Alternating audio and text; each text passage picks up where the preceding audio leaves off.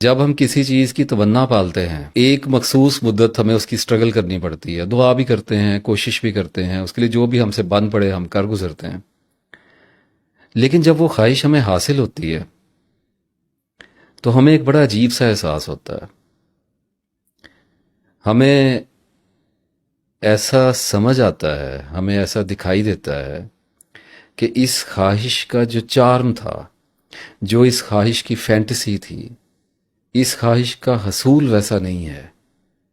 For example, کسی انسان سے محبت ہو جانے کے بعد، کسی عورت کو مرد سے اور مرد کو عورت سے محبت ہو جانے کے بعد، اس انسان کو پانے کی جو تمنا ہے، جو تڑپ ہے، وہ انسان سے کیا کچھ نہیں کرواتی.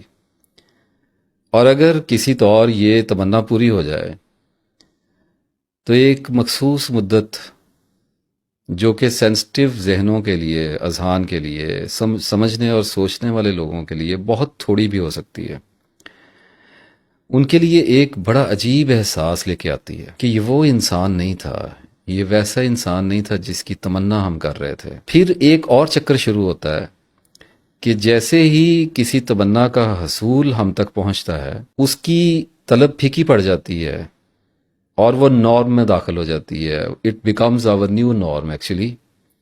ہمیں اس کی عادت ہو جایا کرتی ہے بہت تیزی کے ساتھ. کل جو بہت خاص تھا آج بہت عام ہو جائے گا. تو جب خاص عام میں ڈھلتا ہے تو ڈپریشن آتا ہے. اور اسی طرح سے ہم اس چکر کو انڈرسٹینڈ کرنے کی بجائے اگلی خواہش کو چیز کرنے کے پیچھے لپکتے ہیں. اور ہر انسان اپنی زندگی میں بہت سی خواہشات کو، بہت سی ڈیزائرز کو چیز کر رہا ہوتا ہے، ان کا تعاقب کر رہا ہوتا ہے. سورہ نجم کی 24ویں آیت ہے، اس میں اللہ تعالیٰ نے فرمایا کہ کیا انسان کو وہ سب کچھ میسر ہے جس کی اس نے آرزو پالی. اور آبویسلی ہم دیکھتے ہیں کہ ہم اپنی تمناؤں تک پہنچنے میں اکثر ناکام ہی رہ جایا کرتے ہیں، اور جو تمنائیں ہم پا لینے میں کامیاب ہو جاتے ہیں، جو آرزویں ہماری پوری ہو جاتی ہیں، ان کی حیت اور ان کی کیفیت اور ان کا ہمارے تک پہنچنے کے بعد جو انداز ہے اور ہماری زندگیوں میں ان کا جو امپیکٹ ہے، وہ بالکل ویسا نہیں ہوتا جس امید کے ساتھ ہم ان کو چیز کر رہے ہوتے ہیں، ان کا تعاقب کر رہے ہوتے ہیں. دونوں صورتحال میں ڈپریشن آتا ہے. کسی کو کم آتا ہے، کسی کو زیادہ آتا ہے. یہاں تک تو سروائیو کیا جا سکتا ہے. مسئلہ یہ پڑتا ہے کہ خواہشات کے پیچھے بھاگتے بھاگتے آدمی اٹیچمنٹس کا شکار ہونے لگتا ہے. اٹیچمنٹ سے میری مراد کسی بھی شے سے، کسی بھی انسان سے، کسی بھی مقصد سے وابستہ ہو جانا ہے، اس کے ساتھ جڑ جانا ہے اور اس کو اپنی زندگی کا مطمع نظر جان لینا ہے. جب انسان کسی شے پر، کسی بھی دوسرے انسان پر، کسی بھی اپنی ڈیزائر پر ٹائم انویسٹمنٹ کرنا شروع کرتا ہے، یعنی کہ اس پر سٹرگل کرنا شروع کرتا ہے، اس کو اس خواہش کے ساتھ، وہ کوئی بھی ہو سکتی ہے، انسان ہو سکتا ہے، گاڑی ہو سکتی ہے، پیشہ ہو سکتا ہے، کوئی زندگی کا بڑا مقصد ہوتا ہے، کچھ بھی ہو سکتا ہے، اس کو اس خواہش کے ساتھ اٹیچمنٹ ہونے لگتی ہے، ذہنی اور جذباتی وابستگی ہونے لگتی ہے، کیونکہ اس کے روز و شب اس کی فکر میں گزر رہے ہوتے ہیں، اور ذہن ہمیشہ اسی کے بارے میں سوچتا ہے جس کے خیال سے وہ زیر بار ہوتا ہے، جس خیال کے وہ زیر اثر ہوتا ہے. اب یہ جو اٹیچمنٹس ہیں، یہ ایک دوہری مصیبت کے طور پہ سامنے آتی ہیں کہ ایک تو ہم خواہشات کو چیز کر رہے ہیں، اور دوسرا ان خواہشات کے ساتھ ہماری اٹیچمنٹ ہوتی چلی جا رہی ہے. جب ہم اس پروسیجر سے گزرتے ہیں اور ہماری عمر بھی اس کے ساتھ ساتھ بڑھ رہی ہوتی ہے، تو ہمیں ایک بہت بڑے مسئلے کا سامنا کرنا پڑتا ہے جس کو تنہائی کہتے ہیں، لونلینس. تنہائی کی ایک وجہ ہے، اور وہ وجہ بڑی لاجیکل اور بڑی ریشنل ہے، منطقی ہے. جب انسان اپنی ساری زندگی اپنی خواہشات کا تعاقب کرنے میں لگائے گا، اپنی ساری ذہنی توانائی، اپنے سارے جذبات کو، اپنے دن رات کو حیات الدنیا کو سنوارنے کے لیے اور دنیاوی ترقی کو حاصل کرنے کے لیے اپنا وقت لگائے گا، تو وہ تنہا ہوتا چلا جائے گا. انسان اس بات کو سمجھنے میں ناکام رہ جاتا ہے کہ وہ خواہشات کا جتنا مرضی تعاقب کر لے، وہ کتنا بھی اٹیچ کیوں نہ ہو جائے کسی دنیاوی چیز سے، کسی رشتے ناطے سے، کچھ بھی کر لے، اس کو اس دنیا میں سمجھنے والا کوئی نہیں ہے۔ انسان کی سائیکی، اس کی نفسیات میں اللہ تعالیٰ نے تنہائی رکھی ہے۔ انسان اپنے پیدا ہونے سے لے کر اپنی موت تک اکیلا جیے گا۔ یہ ایک ڈیوائن ڈیسیژن ہے، یہ اللہ تعالیٰ کا فیصلہ ہے۔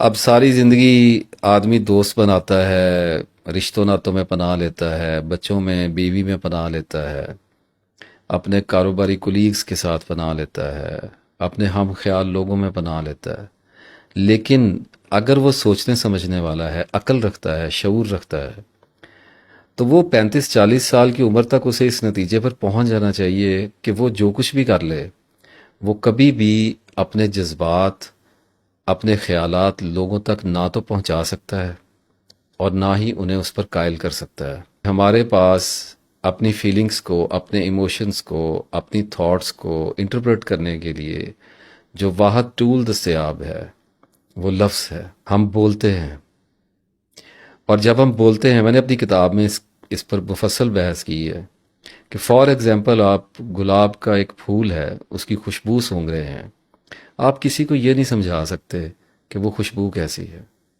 آپ غم محسوس کر رہے ہیں، آپ کسی کو نہیں سمجھا سکتے کہ آپ کے اندر سے کیفیات کیا ہیں۔ جذبہ کبھی بھی بیان نہیں کیا جا سکتا۔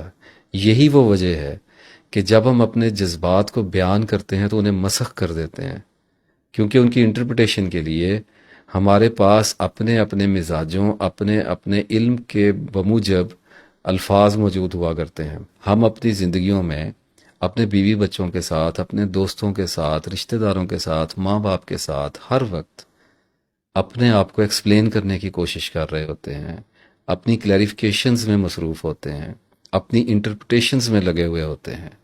ہم ہر وقت، ہر لمحہ لوگوں کو اپنے بارے میں بتانا چاہ رہے ہوتے ہیں کہ ہمیں کیسا محسوس ہو رہا ہے، ہم کیا جانتے ہیں، ہم کیا سمجھتے ہیں۔ ہم اپنے رشتے ناتوں کو، اپنے سے محبت کرنے والوں کو ایگزاسٹ کر رہے ہیں۔ بیوی اپنے خاوند کو ایگزاسٹ کر رہی ہے، خاوند اپنی بیوی کو ایگزاسٹ کر رہا ہے، ماں اپنے بچے کو ایگزاسٹ کر رہی ہے، بچہ اپنی ماں کو ایگزاسٹ کر رہا ہے، ٹیچر سٹوڈنٹ کو ایگزاسٹ کر رہا ہے، سٹوڈنٹ ٹیچر کو ایگزاسٹ کر رہا ہے۔